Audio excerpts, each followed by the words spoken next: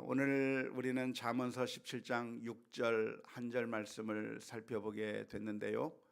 잠언 17장 6절의 말씀에 손자는 노인의 면류관이요 아비는 자식의 영환이라 라고 표현하고 있는데, 손자가 노인들의 면류관이라고 그렇게 얘기를 했는데, 이 면류관이 무엇을 나타내는 걸까요? 면류관은 무엇을 나타내기 위한 표현이라고 할 수 있을까요?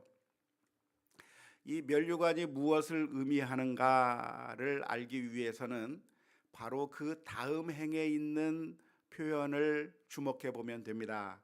그 바로 다음 행에 아비는 자식의 영환이라 그랬습니다.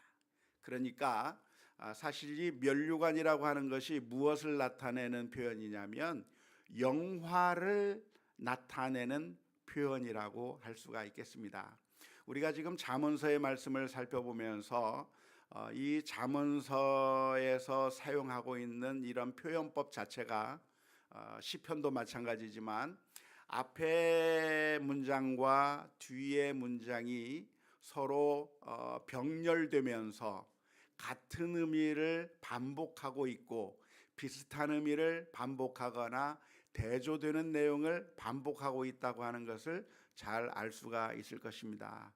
따라서 먼저 했던 그 표현을 두 번째 행에서는 다르게 표현하고 있는 것을 많이 볼 수가 있겠는데, 손자가 노인의 면류관이다 표현해 놓고 그 다음 행에서 아비는 자식의 영환이라 라고 표현하고 있는 이 표현을 우리가 주목해 본다고 한다면, 이 면류관이라고 하는 것이 무슨 의미를 나타내는가? 바로 영화로운 것을 나타내는 표현이 면류관이라고 하는 것을 알 수가 있겠습니다. 그러니까 손자가 노인의 면류관이라고 하는 얘기는 노인들의 영광이다, 노인들의 영화로운 것이다, 그것을 표현하고 있는 것이죠. 노인들의 영화가 무엇이냐? 노인들의 영광이 무엇인가? 바로 손자들이, 우리 손주들이 노인들의 영화로운 것이다, 노인들의 영화다, 노인들의 영광이다 라고 표현하고 있는 것을 우리가 이 본문에서 알 수가 있겠습니다. 특별히 우리가 이 잠언서의 말씀과 그리고 성경 여러 곳에서 보면 면류관이라고 하는 표현을 사용하고 있을 때 꼭 영화라고 하는 말과 짝지어서 표현하고 있는 것을 종종 발견하고 있습니다. 영화의 면류관이다 라고 하는 표현을 종종 쓰고 있는 것이죠.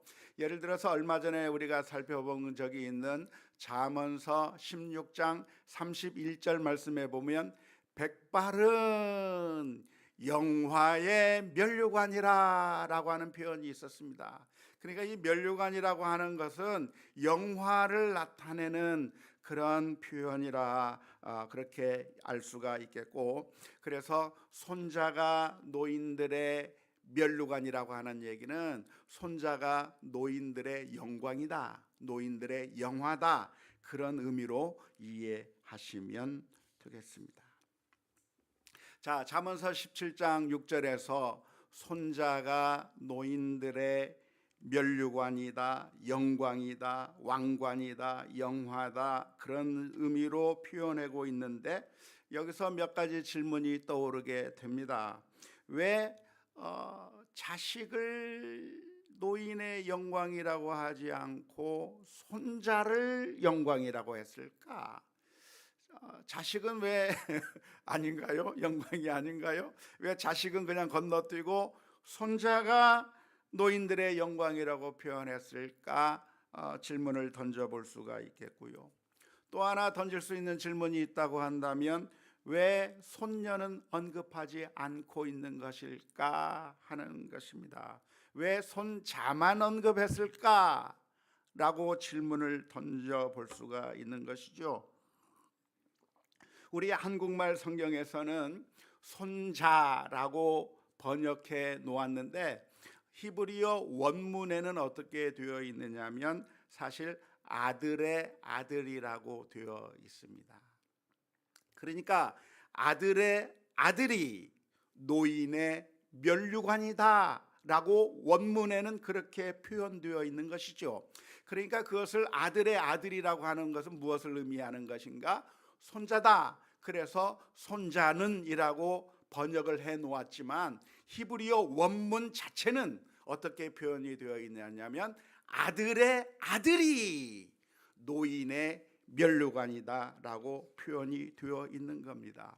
왜 도대체 아들의 아들이 노인의 면류관이라고 표현하고 있는 것일까요? 왜 손자만 표현하고 있는 것일까요? 왜 손녀는 언급이 없는 것일까요? 왜 그렇습니까? 왜 손녀는 표현하고 있지 않는 것이죠? 왜 손자만 표현하고 있습니까? 그것은 여자는 아무 의미가 없다고 하는 그런 유교적 사고방식이 옳기 때문일까요? 그것은 아닐 겁니다. 종종 우리가 성경을 읽으면서 우리는 우리가 가지고 있는 선입견이나 우리가 가지고 있는 사고방식, 우리가 자라온 그 문화에 안경을 끼고 성경을 읽는 경우가 많이 있고 그런 우리의 입장에서 성경을 읽다 보면 그래서 그 성경을 오해하게 되는 경우가 많이 있습니다. 특별히 우리나라 사람들이 전통적으로 남아 선호 사상들이 많이 있었고 그리고 아들을 중시하는, 남자를 중시하는 그런 문화에 오랫동안 찌들어져 있는 상황 가운데서 우리가 지내오다 보니까 그런 우리 유교적인 사고방식에 사로잡혀 있었던 우리가 성경을 읽으면서 성경은 남아 선호 사상이 옳다고 이야기하고 있구나. 성경은 여자를 중요하지 않게 생각하고 남자를 중요하게 생각하고 있구나. 성경은 오로지 남자 중심이라고 이야기하고 있구나 라고 해석하는 그런 어리석은 사람들이 종종 나타날 수가 있는 것이죠. 성경은 그렇게 아전 인수격으로 해석해서는 안 되고 성경 전체의 가르침이 무엇인가를 살펴보면서 성경 말씀을 해석해야 하는 것이 옳습니다. 성경 전체의 가르침이라고 하면 무엇입니까? 하나님께서 태초에 하나님의 형상대로 남자와 여자를 창조하시면서 사람을 만드신 것이죠. 따라서 그 누구도 남자든 여자든 노인이든 어린아이든 그 누구든 주인이든 종이든 그 신분이 높은 사람이든 낮은 사람이든 이 세상의 모든 사람들이 다 하나님의 형상을 가진 고귀한 존재라고 하는 성경 전체의 가르침 속에서 우리가 이 성경 말씀을 하나하나 해석해야 옳은 것이지 우리가 가지고 있는 그런 전통적인 사고방식에 따라서 성경을 아전인수식으로 해석해서는 안 될 것이라고 생각을 합니다. 따라서 오늘 잠언서 17장 6절 말씀에서 손자는 노인들의 면류관이라고 표현하고 있을 때 왜 손녀는 표현하고 있지 않는가? 왜 여자는 이야기하고 있지 아니하는가? 그런 질문을 던질 수가 있겠는데요. 이렇게 손자만 언급한 이유가 있다고 한다면 그것은 대유법적인 표현 때문에 그렇습니다. 모든 것을 다 표현하는 것이 아니라 일부를 통해서 전체를 나타내는 그런 표현 방식을 사용하고 있기 때문에 그런 것이죠. 손자만 언급했으니까 그러니까 손자만 노인의 면류관이 되는 게 아닌 겁니다. 손자만 언급했으니까 그러면 아들의 아들만 언급했으니까 딸의 아들은 그 노인의 면류관이 아닌 건가요? 딸의 딸은 노인의 면류관이 아닌 건가요? 그렇지 않아요. 다 노인의 면류관인 거예요. 뿐만 아니라 손자만 언급했으니까 증손주는 노인의 면류관이 아닌가요? 아니에요. 다 면류관이에요. 모든 자녀들이, 모든 손주들이 다 노인의 면류관이라고 그렇게 해석하는 것이 옳은 것이지, 아들의 아들만 언급했으니까 오로지 손자들만 노인의 면류관이라고 그렇게 엉터리로 해석을 해서는 안 되는 것이죠. 왜냐하면 이것은 일부를 통해서 전체를 나타내는 표현법이기 때문에 그렇습니다. 율법에 보면 이런 표현이 있는데요. 만일 너희들이 길을 가다가 이웃집에 내 원수의 소가 구덩이에 빠져 있는 것을 보거든 그것을 그냥 지나치지 말고 그것을 건져 주어야 되고 그 사람에게 돌려주라고 하는 그런 명령이 있습니다. 그렇다고 한다면 소에 대해서 그렇게 명령했으니까 말이 빠지면 모른 척해도 괜찮은 것이죠? 그렇습니까? 아니에요. 소를 언급했지만 예를 들어서 소가 빠졌다고 한다면 그 소를 그냥 모른 척하지 말고 건져 주어야 된다고 말씀했으면 소뿐만이 아니라 말이 빠져도 양이 빠져도 그 어떤 동물이 빠진다고 할지라도 다 그 원칙에 따라서 우리가 이웃에게 사랑을 베풀고 선을 베푸는 것이 그것이 성경을 바르게 해석해야 하는 것이지 문자적인 그 의미만을 봐서 이 성경에서는 말만 이야기했다, 이 성경에서는 소만 이야기했다고 말하면서 이것은 해당 사항이 아니라고 말하는 것은 그것은 엉터리 해석일 수밖에 없는 것이죠. 오늘날 현대 영어 성경 번역을 보면 신약 성경을 해석하는 경우에 특별히 서신서를 해석할 때 번역할 때 형제들아라고 하는 표현이 있으면 영어 성경에서는 어떻게 번역했냐면 brothers and sisters, 형제 자매들아라고 번역을 해 놓았습니다. 성경 원문에는 형제들아만 있는데 원문에는 형제들아만 있는데 오늘날 현대역 영어 성경에서는 형제 자매들아라고 번역을 해 놓았는데요. 이렇게 번역하는 것은 성경을 왜곡하는 겁니까? 아니면 성경의 의미를 제대로 잘 살리는 것이겠습니까? 원문에는 형제만 언급되어 있는데 자매들아라고 하는 말까지 표현한 것은 성경에 없는 것을 성경에 집어넣은, 그러니까 없는 성경에 무엇인가를 덧붙이는 그런 잘못에 해당하는 것일까요?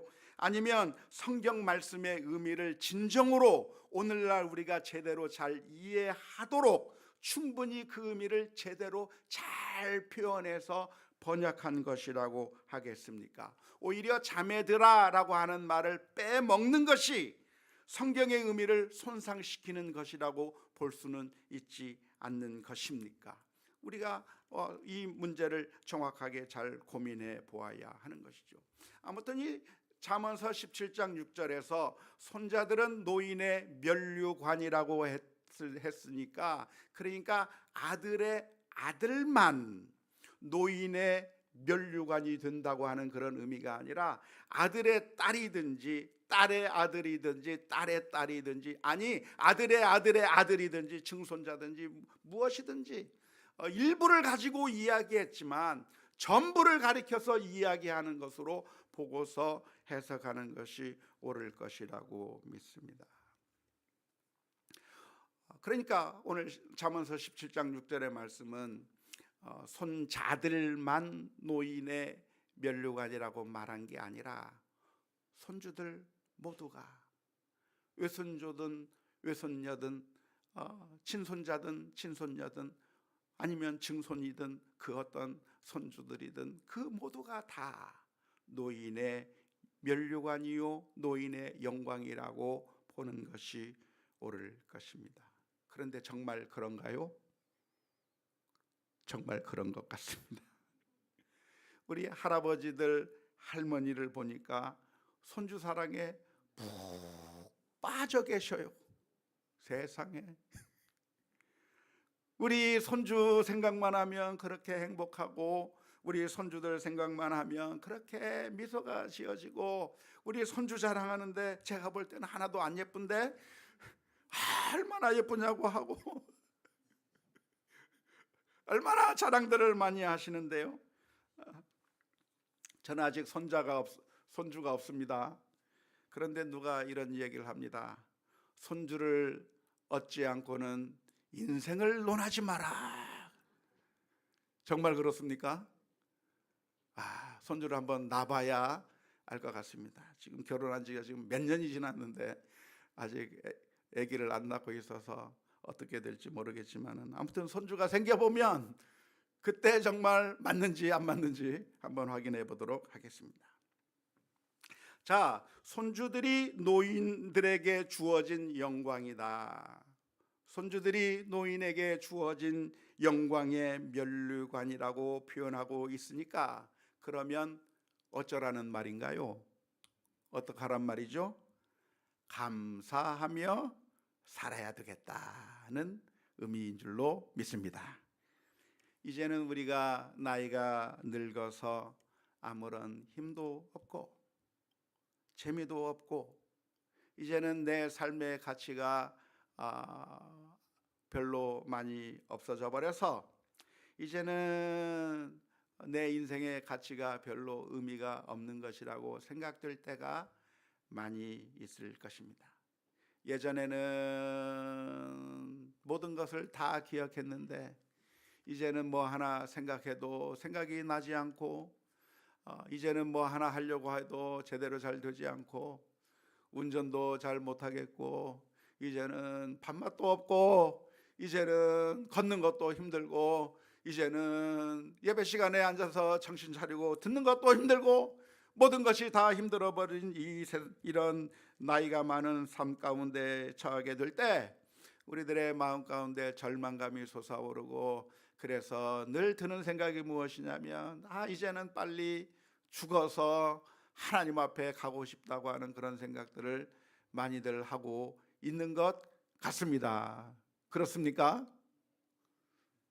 그런데 그렇게 살지 말라는 거예요. 그런데 그렇게 살지 말고 어떻게 하라는 거예요? 우리에게 영화의 면류관이 주어 있다고 하는 사실을 알고 감사하며 살아라 하는 그런 의미죠. 우리 손주들이 주어진 것이고 그래서 그 손주들을 사랑하며 하나님의 그 사랑을 우리가 받았으니 그 아이들에게 놀라운 사랑을 베풀면서 우리에게 주어진 사명과 소명이 있다고 하는 사실을 깨달아야 된다고 하는 그런 의미의 말씀인 것이죠. 자, 그렇다고 한다면 손주가 없는 노인들은 어떻게 되는 겁니까? 손자들은 노인의 면류관이라고 했는데 나에게 손주가 없다. 그럼 어떻게 되는 거죠? 영광이 없는 건가요? 면류관이 없는 것인가요? 불행한 인생인가요? 어떤 사람은 평생토록 결혼하지 않고 그냥 홀로 지내시는 분들도 있을 겁니다. 어떤 사람은 결혼을 해서 자녀를 낳았지만 우리 자녀들이 결혼을 하지도 않고 그리고 결혼을 했다고 할지라도 자식들을 낳지도 않고 그래서 손주가 없는 그런 노인들도 있을 것입니다. 그러면 그 사람들은 손주들이 없으니까 노인의 면류관이 없어진 것이고 인생의 낙이 없어진 것이고 그러면 그 사람들은 정말 불쌍한 인생인가? 라고 질문을 던져볼 수가 있겠는데요. 그러나 우리가 주목해 볼 것이 있다고 한다면 오늘 잠언서 17장 6절에서 하고 있는 말씀이 손자가 노인들의 유일한 면류관이라고 말하고 있지는 않다고 하는 사실을 눈여겨보아야 할 것입니다. 손자가 있어야만 된다고 말한 게 아니고 손자가 있다고 한다면 그 손자들은 노인들의 면류관이다라고 이야기한 것이지 그러면 손자가 없다고 한다면 그 인생은 빵점짜리 인생이요 그 인생은 아무 의미가 없는 인생이라고 말하고 있는 것이 아니라 이 말이에요. 그 손자를 가지고 있는 것이 손주가 있는 것이 그것만이 유일한 영광의 면류관이라고 표현하고 있지 않다고 하는 겁니다. 성경에 보면 여러 가지 표현들이 많이 나와요. 영광의 면류관의 이야기가 많이 나오는데 아까 전에 읽었던 잠언서 16장 31절 말씀에서는 백발이 영화의 면류관이라고 이야기하고 있는 거예요. 손주가 영화의 면류관이기도 하지만 손주 없어도 백발이 영화의 면류관이라고 잠언서 16장 31절에서 이야기했다 이 말입니다. 이 부분에 대해서 우리가 지난번에 살펴본 16장 31절에 관한 설교 말씀을 생각이 안 난다면 다시 한번 들어보시면 좋을 것 같아요. 뿐만 아니라 잠언서 4장 7절에서부터 9절 말씀에서는 이렇게 표현하고 있습니다. 지혜가 제일이니 지혜를 얻으라. 내가 얻은 모든 것을 가지고 명철을 얻을지니라. 그를 높이라. 그리하면 그가 너를 높이 들리라. 만일 그를 품으면 그가 너를 영화롭게 하리라. 그가 아름다운 관을 내 머리에 두겠고 영화로운 면류관을 내게 주리라 하였느니라. 손주 없어도 우리가 지혜를 추구한다면, 하나님을 두려워하고 하나님의 말씀대로 순종하며 살다고 한다면, 그것이 바로 그 지혜가 우리에게 영화의 면류관을 준다고 말씀해주고 있는 것이죠. 잠언서 19장 11절 말씀에서는 무슨 이야기를 하고 있습니까? 노하기를 더디하는 것은 사람의 슬기요, 허물을 용서하는 것이 자기의 영광이니라. 그러니까 노하지 않고 다른 사람들의 허물을 용서하고 인자하게 친절을 베풀며 그리고 사랑을 베풀며 살면 그게 바로 나의 영광이 된다 말하고 있는 거예요. 그러니까 나는 손주가 없어, 내 인생은 괴로워 죽겠어, 나는 왜 이렇게 손주도 없는 인생을 살고 있을까 하면서 좌절하면서 살아가는 것이 아니라, 손주가 있다고 한다면 좋겠지만 없다고 하더라도 좌절할 것이 아니라 하나님께서 우리에게 주시는 영광의 면류관이 많이 있으므로 이런저런 방법들을 통해서 하나님을 경외하고 하나님의 말씀에 순종하고 지혜를 얻고 또한 친절하게 대하면서 하나님께서 원하시는 그런 삶을 살게 될 때 그 영화로운 인생을 살 수 있다고 하는 사실을 기억하며 믿음으로 순종해 나가는 우리 모두가 다 되어야 될 줄로 믿습니다. 더 나아가서 손자가 노인의 면류관이라고 말하는 이유가 무엇이겠습니까? 그것은 그냥 손주가 이쁘니까가 아니고, 손주가 사랑스러우니까가 아니고, 사실은 새로운 사명이 우리에게 생겼기 때문에 영광의 면류관이 되는 것입니다. 젊었을 때 내가 사랑해야 될 자녀들이 있었습니다. 그래서 그 자녀들을 위해서 최선을 다하고 수고하면서 그 아이들을 잘 길렀어요. 이제 그 아이들이 독립해서 시집장가 다 가고 그리고 부모의 곁을 떠나게 된다고 한다면 이제는 더 이상 그 자녀들을 위해서 부모가 해줄 수 있는 것이 아무것도 없습니다. 그런데 놀랍게도 그 가정 가운데 손자가 태어나는 모습을 보면서, 손녀딸이 태어나는 것을 보면서 우리 어르신들에게도 노인들에게도 또다시 놀라운 사랑을 베풀 기회가 찾아오게 된 것이죠. 옛날과는 다르게 또 다른 방식으로 또 사랑해야 될 대상이 우리 앞에 놓여져 있기 때문에 영화의 면류관이 되는 거예요. 영화의 면류관은 그냥 얻어 쓰는 게 영화의 면류관이 아니고, 영화의 면류관은 무엇인가? 내가 사랑할 대상이 생겼다고 하는 게 그게 영화의 면류관이에요. 사랑할 대상이 생기는 게 그게 기쁨인 것이고, 사명이 생겼다고 하는 게 그게 영광이 되는 것이죠. 왕이 왜 왕입니까? 왕이 왕관을 쓰는데 그 왕관을 쓰기만 하고 그리고 왕복을 입고 높은 자리에 있으면 그러면 왕이 되는 것인가요? 아니에요. 그럼 왕관을 쓰고 있다고 하는 것이 왕이 아니라, 왕은 백성들을 위해서 헌신하고 봉사하고 사랑을 베푸는 그 왕관의 무게를 감당해 나갈 때 왕이 되는 것이고 왕의 영광이 있는 것이죠. 왕관을 쓰려고 하는 자 그 무게를 견디라고 하는 그런 말이 있습니다. 그런 것처럼 이 영화라고 하는 것은 그냥 우리들에게 허황되게 우리에게 영광으로 다가오는 것이 아니라, 사실 그 영광은 우리가 사랑해야 될, 헌신해야 될 사명의 그 짐으로써 우리에게 오는 것인데, 우리 노인들에게 손주라고 하는 것은 또 다른 사랑의 기회가 생겼기 때문인 것이지, 그냥 사랑스럽기 때문에가 영광이 되는 것이 아니라고 하는 것을 기억해야 될 것입니다. 따라서 손주가 반드시 있어야만 되는 건가요? 아니죠. 손주가 없어도 돼요. 손주가 없어도 우리가 사랑할 사명의 대상을 찾을 수가 있다고 한다면 손주를 얻는 것과 마찬가지로 영화의 면류관을 가지게 되는 겁니다. 내가 큰일이 아니더라도 내가 할 수 있는 내 상황 가운데서 내가 할 수 있는 사랑을 베푸는다고 한다면 그게 바로 내게 영광의 면류관이 되는 것이고, 그런 의미에서 우리 모두는 아들이 있든지 없든지 우리 손주가 있든지 없든지 그에 상관이 없이 우리가 어떤 상황에 있든지 간에 하나님께서 내게 주신 능력을 가지고 내가 할 수 있는 만큼 사랑을 베풀 수 있다고 한다면 그 사람은 바로 영화의 면류관을 쓴 사람이라고 말할 수가 있을 것입니다. 19세기 스위스의 교육학자이며 사상가였던 페스탈로치라고 하는 아주 유명한 분이 있습니다. 교육의 아주 선구자라고 해야 되나요? 교육의 아버지라고 해야 되나요? 별명이 뭡니까?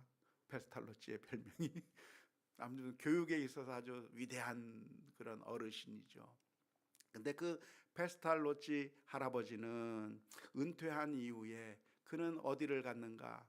아이들이 놀고 있는 놀이터에 찾아가서 그 놀이터 주변을 왔다 갔다 하면서 아이들이 안전하게 잘 놀 수 있도록 그 놀이터에 떨어져 있는 병이 깨진 거라든가 돌멩이라든가 이런 것을 하나씩 주워 담으면서 아이들을 위해서 자신이 할 수 있는 최선의 노력을 했다고 그래요. 하루는 그 페스탈로치의 할아버지가 놀이터에서 자꾸만 무엇인가를 줍는 그 모습을 보고 사람들이 오해해서 무엇인가를 훔쳐가는가 싶어가지고 경찰서에 잡혀가기까지도 했는데, 사실은 그것이 아니라 이 할아버지는 정말 자기 동네에 사는 그 아이들을 너무나도 사랑하는 나머지 그 아이들이 다치지 않았으면 좋겠다고 하는 마음으로 이제는 늙어서 다른 어떤 것을 해줄 수 없지만 그러나 자신이 할 수 있는 것, 그 놀이터에서 위험한 거 하나씩 치워주면서 사랑을 베풀었다고 하는 이야기가 있습니다. 영화의 면류관이 우리에게 없습니까? 우리에게 아직 손주가 없습니까? 나는 그런 우리 그런 손주가 볼 그런 행복도 나에겐 왜 없나?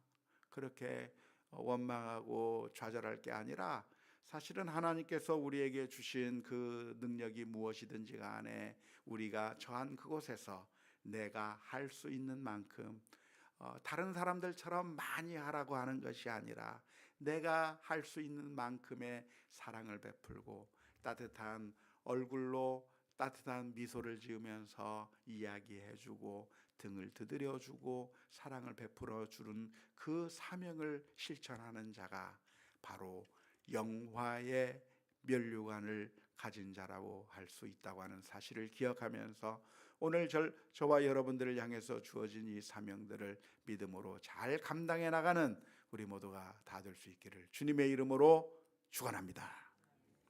첫 번째 행은 마쳤고요. 두 번째 행은 무슨 이야기를 하고 있습니까? 두 번째 행은 아비는 자식의 영화니라.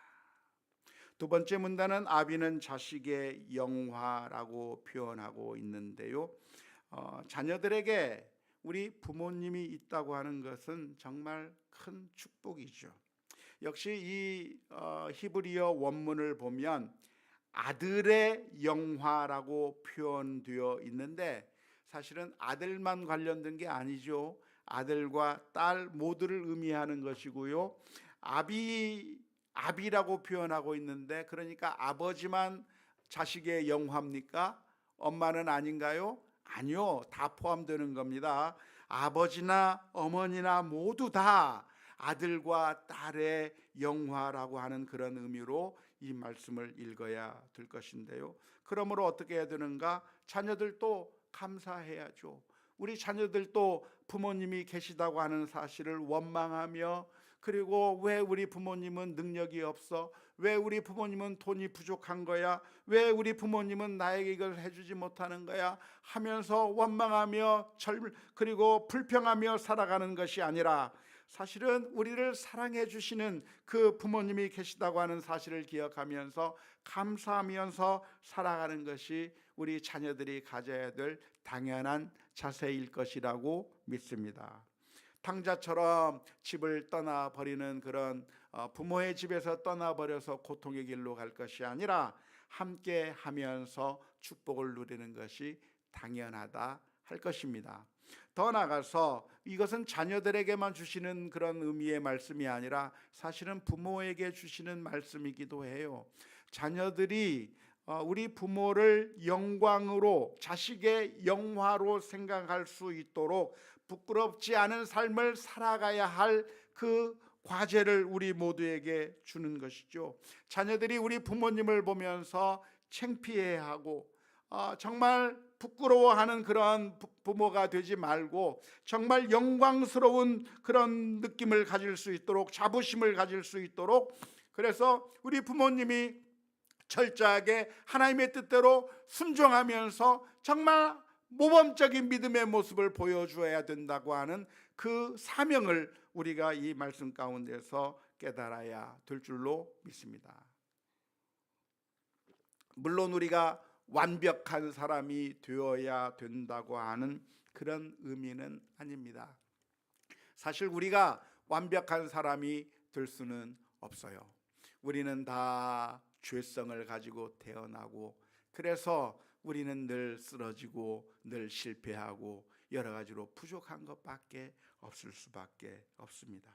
하지만 우리 주님 앞에 날마다 엎드리는 가운데 우리가 할 수 있는 최선의 길을 다하면서 우리 자녀들이 우리 부모님을 보면서 자부심을 느낄 수 있도록, 감사를 느낄 수 있도록 우리가 최선을 다해 살아가야 하는, 정말 우리 자녀들이 우리를 보면서 우리 자녀들의 영광이라고 느낄 수 있게끔, 자녀들이 우리를 보면서 영화로운 것을 느낄 수 있게끔 최선의 성실한 삶을 살아가는 우리 모두가 다 되어야 될 줄로 믿습니다. 우리가 연약해서 그렇게 못할 때마다 예수 그리스도의 십자가 앞에 다시 한번 나가서 주님께 도우심을 구하고 죄의 용서함을 구하고 하나님의 은총을 누리는 가운데 다시 한번 일어서는 우리 모두가 다 될 수 있기를 주님의 이름으로 축원합니다.